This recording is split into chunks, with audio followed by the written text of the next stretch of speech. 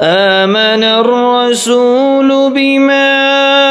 أنزل إليه من ربه والمؤمنون كل آمن بالله وملائكته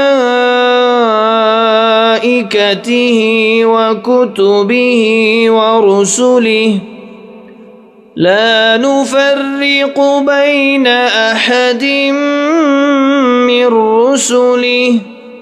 وقالوا سمعنا وأطعنا غفرانك ربنا وإليك المصير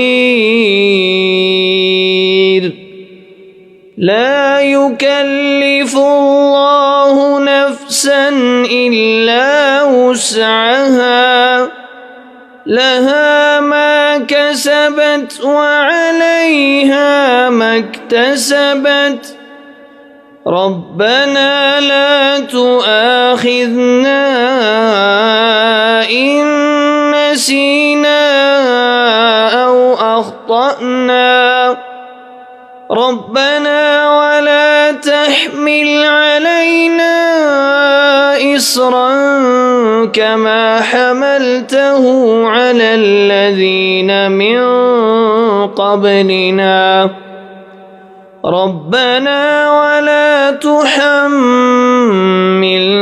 ما لا طاقة لنا به واعف عنا واغفر لنا واعف عنا واغفر لنا وارحمنا